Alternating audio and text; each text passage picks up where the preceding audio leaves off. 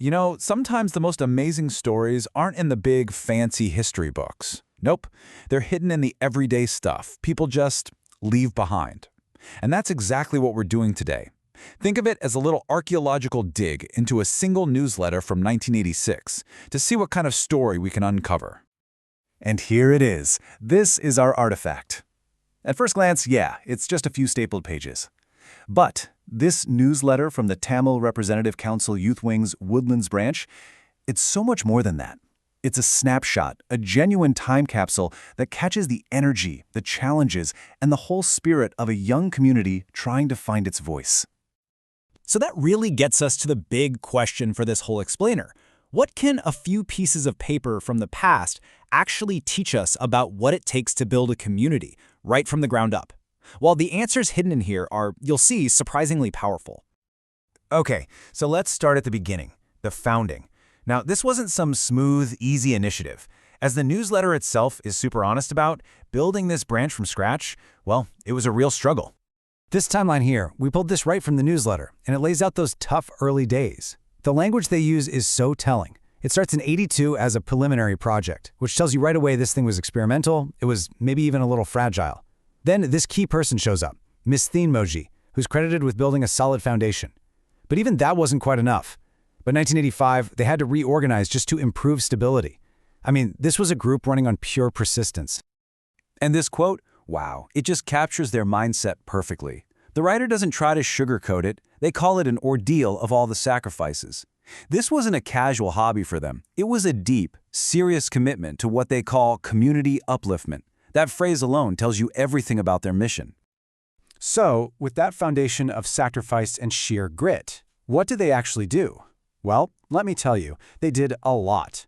The newsletter breaks down a calendar that was just packed with events, designed to pull the community in from every possible angle. And the variety here is just incredible. They weren't just a social club or an academic group, they were trying to be everything all at once.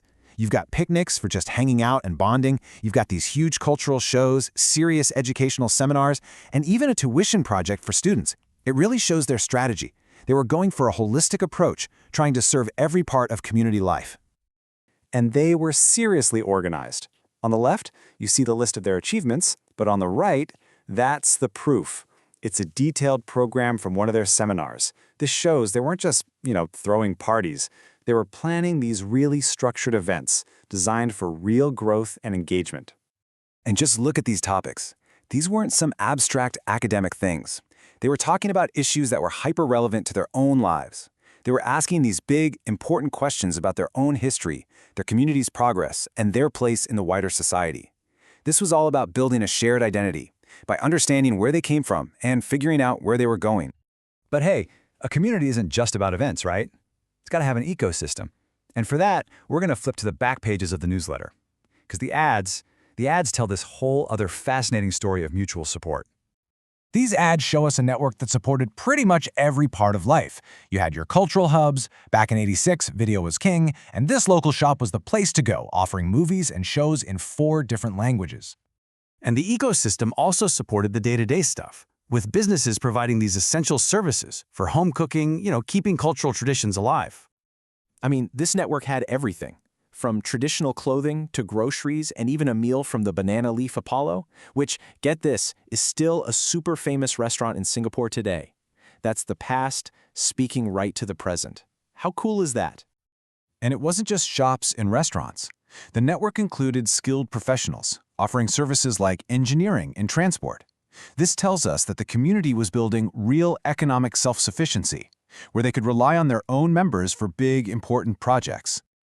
But then, if you look a little closer at these pages, you start to realize something really profound. This whole network of support, it was way more than just business. It was deeply, deeply personal. Seriously, look at this. Sprinkled in between all the business ads are these little messages that just say, with compliments, from individuals and families. And hey, check out the top left. That's from Kai Muckle Thane Moji.